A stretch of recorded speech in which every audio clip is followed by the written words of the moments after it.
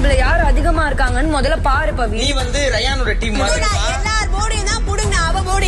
இன்னைக்கு என்ன கேம் நடக்குதுன்னா பவுலிங் நடக்குது. அதுல என்ன நடக்குதுன்னா 3 சான்ஸ் குடுக்கறாங்க. இந்த சான்ஸை யூஸ் பண்ணி யார் ஒருத்தர் விளையாடலையோ அவங்கள தவிர மத்த 9 பேரோட போட்டோ போட்ட பின் வந்து அங்க நாமளே பிளேஸ் பண்ணிக்கலாம். யாரு விளையாடுறாங்களோ அவங்க வந்து பிளேஸ் பண்ணிக்கலாம். பிளேஸ் பண்ணி முடிச்சுட்டு அவங்க பவுலிங் பண்ண ஸ்டார்ட் பண்ணலாம். 3 சான்ஸ் கொடுத்திருக்காங்க. இந்த 3 சான்ஸ்ல அந்த 9 பின்னையும் அடிச்சிடணும். அதாவது அந்த 9 கட்டையையும் அடிச்சிடணும். அப்படி அடிச்சாங்கன்னா அவங்களுக்கு 3 பாயிண்ட். இல்ல அவங்க எதையுமே அடிக்கல, அந்த 3 பாலையுமே வேஸ்ட் பண்றாங்கன்னா ஆல்ரெடி அவங்க எத்தனை பாயிண்ட் வச்சிருந்தாலும் அது எல்லாத்துக்கும் பிரிச்சு கொடுத்துடணும். அவங்களுக்கு 0 பாயிண்ட் ஆயிடும். இல்ல அந்த 9 கட்டையில ஒரு 4-5 அடிச்சிட்டாங்க, மீதி இருக்க அந்த 3-4 பின்ல யாரு போட்டோ இருக்கோ அவங்களுக்கு அவங்க கிட்ட இருக்க எல்லா பாயிண்ட்ஸையும் பிரிச்சு கொடுத்துடணும். செகண்ட் ப்ரோமோ பாத்திருந்தீங்கன்னா நான் சொல்றது கரெக்டா உங்களுக்கு புரிஞ்சிருக்கும். ஸ்கோர் போர்ட்ல நல்லாவே தெரியும். அதாவது அருண் வந்து அவர் போட்ட பால் எதையுமே அடிக்கலன்றதுக்காக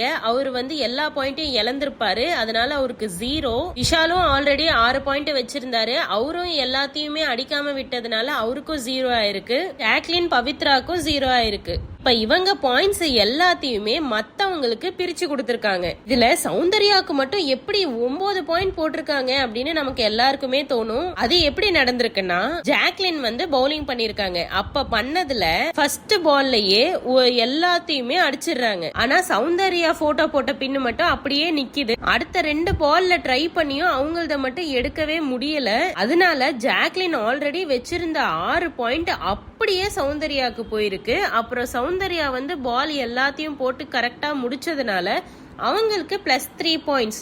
அதனால ஜாக்லினோட 6 பாயிண்ட்டும் சௌந்தர்யா ஜெயிச்சதுனால வந்த 3 பாயிண்ட்டும் டோட்டலி 9 பாயிண்ட் சௌந்தர்யாக்கு இருக்கு. இப்ப எப்படி ஜெயிக்க ஆரம்பிச்சாங்கன்னா முதல்ல அருண் விஷால் அவங்க எல்லாருமே தோத்துட்டாங்க. கடைசியா ரயானும் முத்துக்குமரனும் சேர்ந்து ஸ்ட்ராட்டஜி பண்ணி 3-3 நிக்க வைக்கலாம் அப்படின்னு பிளான் பண்ணி பண்ணதுனாலதான் ஃபர்ஸ்ட் ரயான் விளையாடினாரு. ஃபர்ஸ்ட் பவுலிங்ல பாதி தான் விழுந்துச்சு, மத்ததெல்லாம் அப்படியே இருந்துச்சு. செகண்ட் பவுலிங்ல தான் எல்லாத்தையுமே டார்கெட் பினிஷ் பண்ணாரு. இதுக்கு அடுத்தது விளையாண்ட எல்லாருமே ஜெயிச்சாங்க. அதாவது தீபக், ராணவ், சௌந்தர்யா எல்லாருமே ஜெயிச்சாங்க. முத்துக்குமரன் இருக்காரு, நம்ம ஸ்ட்ராட்டஜி கிங் முத்துக்குமரன், அவரு வந்து இல்ல இதெல்லாம் நான் விளையாண்டதே இல்ல, டிவில தான் பாத்திருக்கேன் அப்படின்னு சொன்னாரு.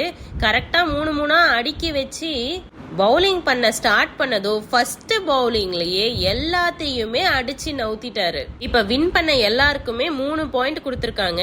அது போக தோத்தவங்க கிட்ட இருந்து பாயிண்ட் எல்லாத்தையுமே பிரிச்சு அவங்கவுங்க எடுத்துக்கிட்டாங்க. அதனாலதான் ஸ்கோர் போர்ட்ல ஒருத்தங்களுக்கு பாயிண்ட் அதிகமா இருக்கு, ஒருத்தங்களுக்கு எல்லாம் 0வா இருக்கு. இப்ப ஸ்கோர் போர்டு படி யாருக்கு என்ன பாயிண்ட்ஸ் இருக்குன்னா அருணுக்கு 0, தீபக்கு 10 பாயிண்ட்ஸ், ஜாக்லினுக்கு 0, அஞ்சரி 13 பாயிண்ட்ஸ் வச்சிருக்காங்க, Muthukumaran 11 points, Pavithra 0, Raanav 9 points, Rayan 15 points வச்சிருக்காரு, சௌந்தர்யா 13 பாயிண்ட்ஸ், விஷால் 0. அதாவது ரயான் ஃபர்ஸ்ட்ல இருக்காரு, அடுத்ததுல அஞ்சரியும் சௌந்தர்யாவும் இருக்காங்க, அடுத்ததுதான் முத்துக்குமரன், தீபக், ராணவ். இதுக்கு அடுத்த டாஸ்க் என்னன்னா ஒரு டேங்க் வந்து எல்லாரும் மாட்டிக்கிறாங்க. அதுல அவங்க போட்டோவை 4 பார்ட்டா பிரிச்சு கொடுத்திருக்காரு. அந்த போட்டோவை வந்து பிச்சு எடுத்துட்டோம்னா அவங்க வந்து அவுட். இதுல பவித்ராக்கும் மஞ்சரிக்கும் சண்டை வந்துருது. ஆல்ரெடி நேத்தே பவித்ரா வந்து மஞ்சரி கூடயும் ஜாக்லின் கூடயும் சண்டை போட்டுட்டு இருந்தாங்க. நீங்க 2 பேரும் சேர்ந்தே வந்து விளையாடுறீங்க, அப்ப நான்லாம் எப்படி போய் விளையாடுறது அப்படின்னு பவித்ரா கரெக்டா கேட்டுட்டு இருந்தாங்க.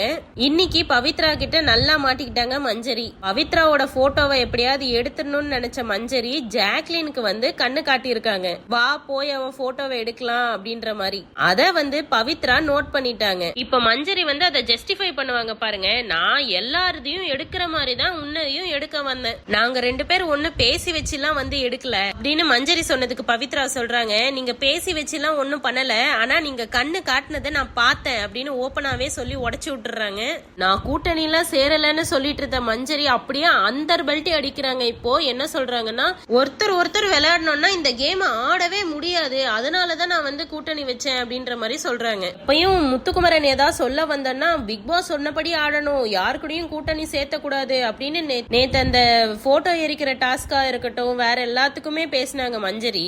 ஆனா இதுவே அவங்களுக்கு ஒண்ணு வேணும்னா அப்படியே மாத்திடுறாங்க, வேற யாரு கூடயுமே சேர்ந்து ஆடல அப்படின்னு சொல்லிட்டு அப்படியே மாத்துறாங்க. இப்போ இந்த கேம் வந்து தனியா ஆட முடியாது, அதனாலதான் நான் பண்ணேன் அப்படின்னு அப்படின்னு சொல்றாங்க. இது நியாயமா இருக்கா இல்லையான்னு கீழே நீங்களே கமெண்ட் பண்ணுங்க. உண்மையை போட்டு எல்லார்கிட்டயும் உடைக்கிறான்றதுக்காக இப்ப பவித்ராவை பார்த்து டென்ஷன் ஆகுது இவ கிட்ட பேசுறதுக்கே அப்படின்னு கத்துறாங்க. அது எப்படி ஒருத்தங்க தப்பு பண்ணாங்கன்னா அத போய் நல்லா சுட்டி காட்டி பேச தெரியுது, ஆனா இவங்க தப்பு பண்ணா மட்டும் அப்படியே அந்தர் பல்ட்டி அடிக்கிறாங்கன்னு தெரியல. அடுத்த ப்ரோமோல என்ன நடக்குதுன்னா, கும்பலா சேர்ந்து எல்லாரையும் அட்டாக் பண்ணா அது நல்லா இல்ல ஜாக் அப்படின்னு பவித்ரா சொல்றாங்க. அதே டேங்க் டாஸ்க் தான் நடந்துட்டு இருக்கு. அதுல வந்து தனியா பவித்ராவை அட்டாக் பண்றாங்க. அதுக்கு தான் அவங்க அப்படி சொல்லிட்டு இருக்காங்க. அதுக்கு ஜாக்லின் சொல்றாங்க, பாயிண்ட்ஸ் டேபிள்ல யாருக்கு பாயிண்ட் அதிகமா இருக்குன்னு கொஞ்சம் பாரு பவி அப்படின்னு சொல்றாங்க. முத்துக்குமரன் வந்து எப்படியும் ரயானுக்கு ஆப்போசிட்டா பேசுற மாதிரியே இப்பயும் பேசுறாரு. பவித்ரா கிட்ட கேக்குறாரு, நீ வந்து ரயானோட டீம் மாதிரி எனக்கு தெரியுது அப்படின்னு சொல்றாரு. அதுக்கு பவித்ரா சொல்றாங்க, நான் எல்லாரும் போட்டோவையுமே எடுக்கணும் அப்படின்றதுக்காக தான் பாத்துட்டு இருக்கேன் அப்படின்னு. ரயான் வந்து பவித்ரா கிட்ட சமாதானத்துக்கு பாக்குறவங்களுக்கு தெரியும் விடுங்க அப்படின்னு சொல்றாரு.